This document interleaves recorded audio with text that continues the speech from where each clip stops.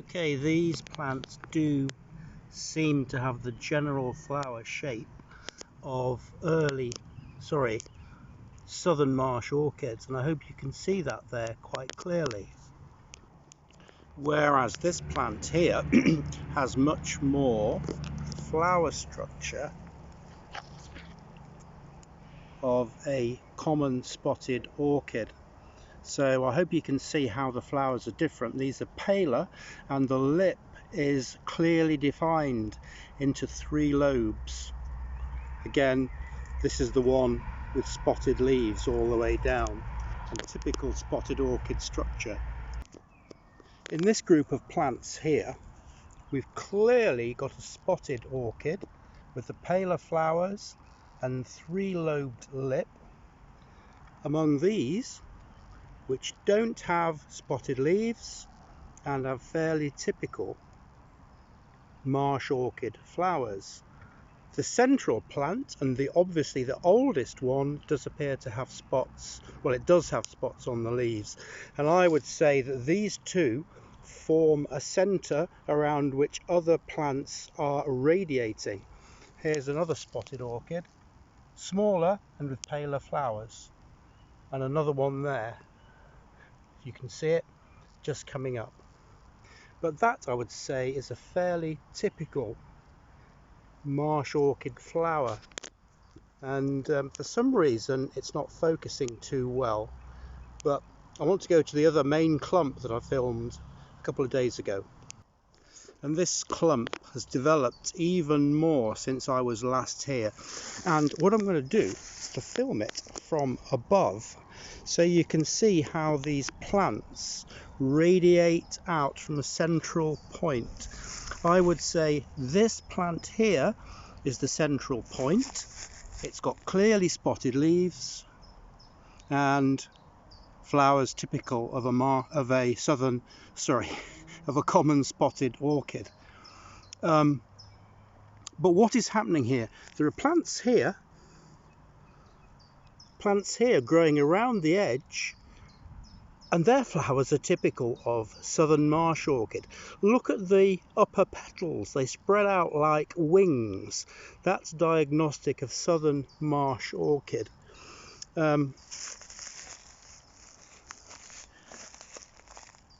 This one here again has no spots, and the wings stick out. You can see them clearly from above. They're like angels' wings sprouting from above the flowers. So looking at it from above again, we've got a central common spotted orchid, or several plants, surrounded by plants that are typical of early marsh, southern, I'm talking rubbish again, never mind, southern marsh orchids. So the real question is, why are these plants like this? Why is the plants around the edges different from the plant that's growing in the middle? It's a lot taller. These are a lot shorter and they don't have the spotted leaves. Well, my opinion is that these shorter plants, like these here, are seedlings that have spread out from this plant here. And then you'll say, how come that these plants don't have the characteristics of the parent plant? And that's a very good question. And I think the reason is that what has happened in previous years is that this plant, as obviously an old plant, has set seed and released the seed, and the seed is actually spreading around the base of the plant. Spreading around the base of the plant and developing into young seedlings. Now, if you look at these seedlings, they don't really have the same flower structure as this one here. It's probably not so easy to see on film, but I'll do some photography as well. So again, it appears to be 2 types of orchid here. Those with the spotted leaves and those without. Those without the spotted leaves are much shorter, and that's also true of the other part of the site. Why is this? Why would it be that the plants that are growing up as seedlings are growing close to the original plant, but are different? And it is an enigma. It's a conundrum, because in theory you'd think that they're the same kind of plant, but this plant here, its progeny are different from the original parents. And so the obvious answer is that they're hybrids. But it must be more than that. There are loads of these plants here, you can see them. It is more than that. And I think what is happening here, the main plant of this common spotted orchid has developed a web of mycorrhizal fungi forming an association in the immediate vicinity of the plant. Now, mycorrhizal associations are extremely common for orchids, and what I think is happening here when the tram's gone past is that these seedlings, these young plants, have benefited from the mycorrhizal association formed by the parent, and that's why they're clustered around it. They're getting benefit from the mycorrhizal fungi from originally present in the parent. So that's my suggestion about the enigma we've got here. What isn't so obvious is why that these seedlings are different, and I'm suggesting that they must be hybrids. These must be hybrids between common spotted orchid and southern marsh orchid. These are the original parent plants, maybe, or just one plant forming a large stem. But really, if you think about it, the difference in heights is very telling, and also the slightly different colour overall. These plants are a bit paler in colour, and maybe it doesn't show up so well on this camera, but they are slightly paler than some of these growing around here, and the petals are different. So that's my take on this.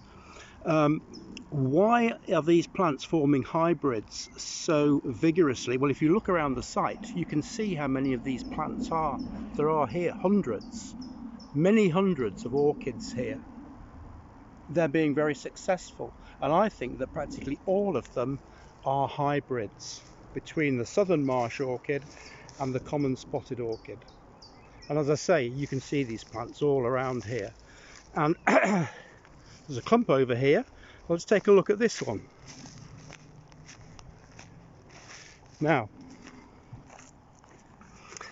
this plant, I would say, is pure common spotted orchid. And if we have a look at the flowers, oh, it's got trilobed petals, but this, I would say, is all one plant, and it might even have been planted here. I know that some plants have. And if we go further over here,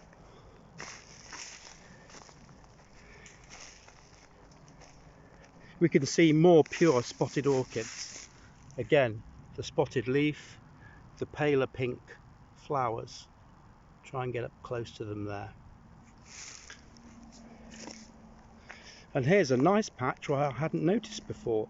This common spotted orchid, I would say, is 2 feet high, and this is a really remarkable plant, and this is pretty typical of common spotted orchid. No sense of hybridization here, but over here, right next to it, is this plant, which is just going over. Slightly different in colour, different shaped petals with the wings out.